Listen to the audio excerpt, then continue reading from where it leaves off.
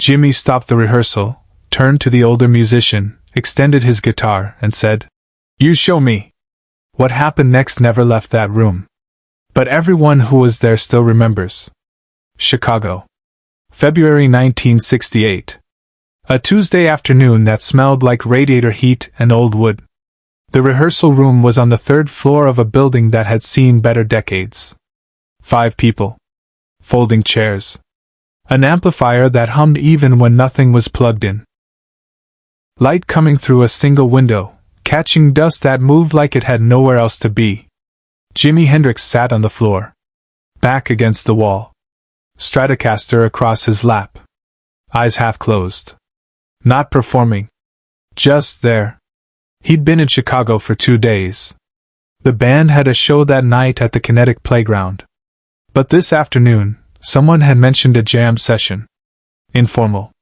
A few local musicians. A chance to play without the weight of being Jimi Hendrix. He'd come alone.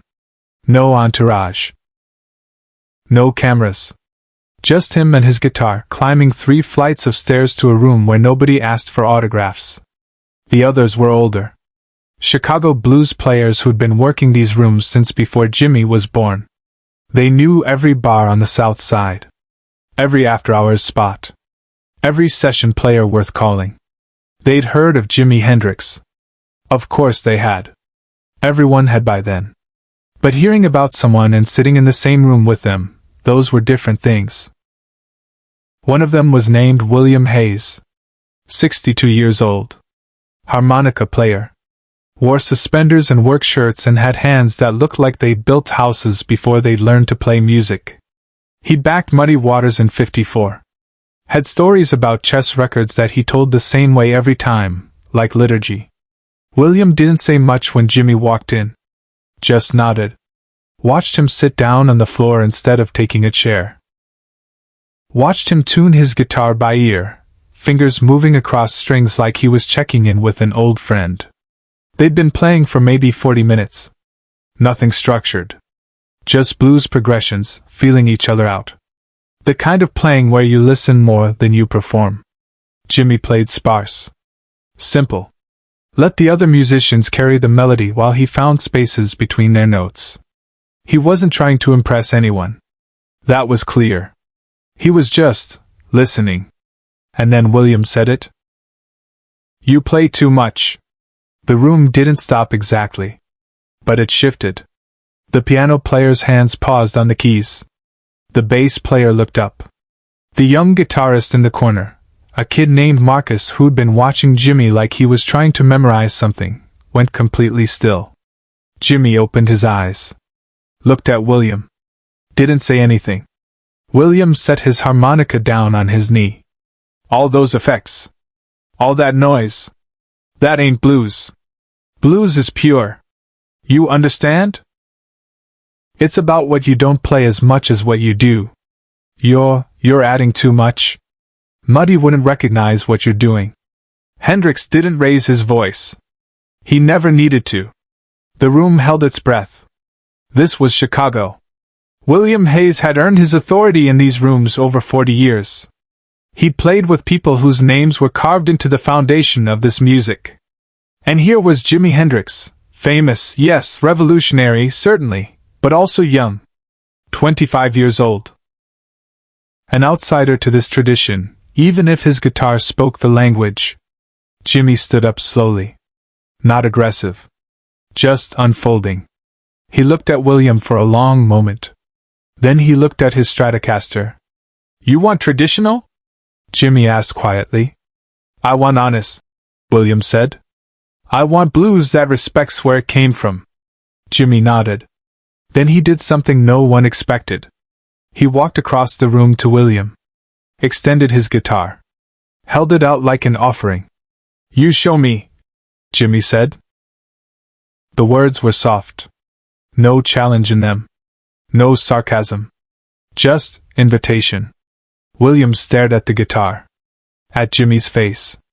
At the instrument hanging in the air between them. "What?" "Show me how it should be played," Jimi said. "Traditional. Pure. The way Muddy would do it. I want to learn." The piano player, an older woman named Ruth who'd been playing these rooms since the 40s, made a small sound. Not quite a laugh. Not quite a gasp. Just recognition of what was happening. William's face did something complicated. Pride and confusion and something else. Something that looked like he'd just been handed a test he didn't know he was taking. "I don't play guitar," William said. "You play harmonica," Jimi said. "Same thing. Music is music. Show me what pure sounds like." William looked around the room. At Ruth. At the bass player. At young Marcus, who was staring like he was watching something religious. No one helped him. No one moved. "I can't," William started. "Why not?" Jimi asked. Still calm. Still holding the guitar out. "If you know what I'm doing wrong, show me what's right. I'm here to learn." William's hands twitched. He wanted to take the guitar. He wanted to prove his point. But something in Jimi's eyes, not mockery, not anger, just patience, made him stop. "It ain't about the instrument," William said finally. It's about respect for the tradition." Jimi lowered the guitar slowly. Didn't pull it away. Just let it rest at his side. "Tell me about the tradition," he said. William blinked. "What?" "The tradition. What makes it pure? What makes it honest? I want to understand." Subscribe and leave a comment, because the meaning of this moment is still unfolding. William sat back in his chair. His hands found his harmonica again, turning it over like a worry stone. "Blues came from pain," he said after a moment. "Real pain. Not performance. Not show. When Muddy played, you felt it because he'd lived it. When Robert Johnson played, he was telling you something true. That's the tradition. Truth." Jimi nodded. Sat back down on the floor. Guitar across his lap again. He didn't play. He just listened. "So when you hear me play," Jimi said quietly, "you don't hear truth?" William hesitated. "I hear talent. I hear innovation. But I don't know if I hear where you came from."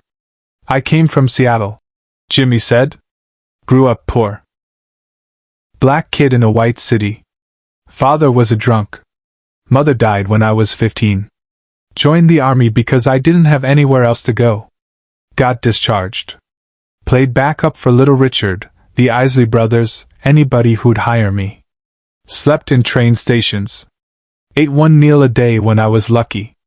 He said it flat. No emotion. Just facts. "That's where I came from," Jimi continued. "So when I play, I'm not disrespecting the tradition. I'm adding to it. Because my pain doesn't sound like Muddy's pain. My truth doesn't sound like Robert Johnson's truth. And if blues is supposed to be honest, then me playing like them would be a lie." The room was silent. Not uncomfortable. Just listening. William looked at his harmonica. At his hands. At the floor. "I didn't mean." He started. "I know what you meant," Jimi said gently. "You meant it should stay pure. But music doesn't stay anything. It moves. Has to. Or it dies." He picked up his guitar. Adjusted the strap. His fingers found the strings. "Let me show you something," Jimi said. He played a single note. One note. Let it hang in the air. No distortion. No effects. Just the raw sound of string and wood and air. It lasted maybe 5 seconds. Then he bent the string. Just slightly. The note curved. Rose. Ached. Then stopped. "That's Robert Johnson," Jimi said. "That bend. That's the tradition." He played another note. Let it ring. Then added the slightest vibrato. His hand barely moved. But the note shimmered. "That's Muddy." The way he made a note breathe. Then Jimi played a third note. And this one did something different. It wasn't bent. Wasn't vibratoed. It just expanded. Like it was reaching for something beyond the room. That's me, Jimi said. Same pain. Same truth. Different sound. In that quiet moment, Hendrix did something no one expected. He looked at William. Then he started playing. Not a performance. Not a demonstration. Just blues. Simple. Clean. 3 chords. The kind of progression that had been played 10,000 times in 10,000 rooms like this. But in Jimi's hands, those 3 chords told a story. About a boy who watched his mother die. About a soldier who didn't fit. About a musician who slept in bus stations and wondered if anyone would ever really hear what he was trying to say. He played for maybe 2 minutes. No flash. No fire. Just truth. When he stopped, William had tears on his face. "I'm sorry," William said. His voice broke. I didn't understand." Jimi shook his head. "Nothing to be sorry for. You were protecting something precious. That's not wrong." He stood up again. Walked back to William. Extended the guitar again. "But play with me," Jimi said. "Don't show me. Just play with me. Your tradition and mine. Let's see what happens." This time, William didn't hesitate. He picked up his harmonica. Put it to his lips. And he played. Simple. Pure. The sound his father had taught him 60 years ago. And Jimi played with him. Not over him. Not around him. With him. The notes found each other. Old and new. Traditional and revolutionary. They didn't fight. They conversed. Ruth started playing piano. Slow chords. Supporting. The bass player added a walking line. Young Marcus picked up his guitar and found a rhythm in the spaces Jimi left open. They played for 7 minutes. Nobody counted. Nobody watched the clock. They just existed in the music. When it ended, and it ended naturally, like a conversation reaching its conclusion, nobody spoke for a long time. Finally, William set down his harmonica. Looked at Jimi. "Thank you," he said. "For what?" "For not making me wrong. For showing me I could be right and still learn something." Jimi smiled. Small. Genuine. That's all any of us are doing. Learning. What followed stayed with everyone in the room, long after the last note faded. The rehearsal continued for another hour. But something had changed. William asked Jimi questions. About feedback. About distortion. About how he made his guitar sound like it was crying or screaming, or whispering. And Jimi asked William questions. About the old players. About the rooms they'd played. About how you keep music alive without embalming it. When it ended, when Jimi had to leave for his sound check, William walked him to the door. "You mind if I come tonight?" William asked. "To your show? I'd be honored," Jimi said. "I might not understand everything you do up there. That's okay. I don't always understand it either. That's why I do it. To figure it out." William smiled. Extended his hand. Jimi shook it. "You're all right, kid," William said. "So are you," Jimi replied. That night, at the Kinetic Playground, Jimi played a 15-minute version of Red House. Straight blues. Traditional structure. No tricks. No flash. Just honest, raw emotion. From the side of the stage, William Hayes watched.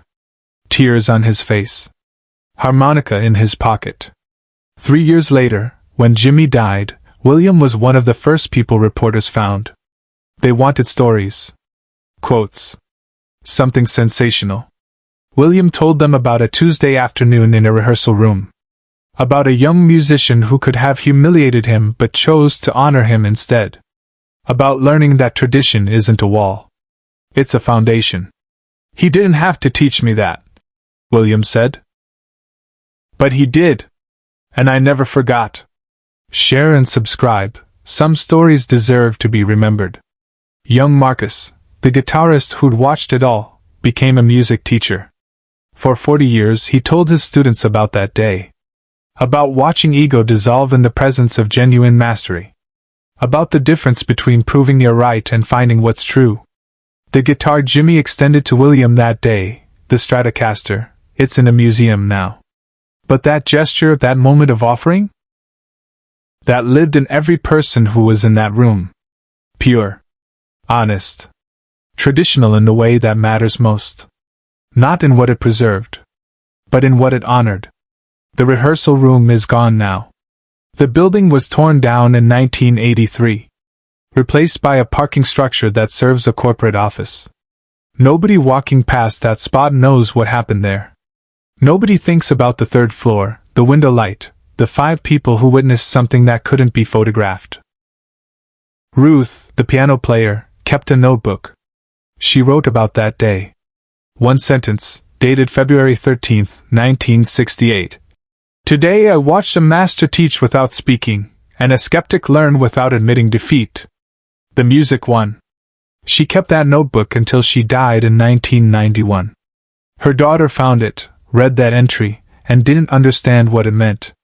But she kept it anyway. Some things are preserved not because we understand them, but because we sense their weight. William Hayes played harmonica for another 22 years. He never spoke badly about modern music again. When younger players asked him about keeping blues pure, he'd smile and say, "Pure doesn't mean frozen. It means honest. And honesty changes shape depending on who's holding it." He died in 1990. His funeral was small. But on his casket, someone placed a guitar pick. Nobody knew where it came from. It was Jimi's.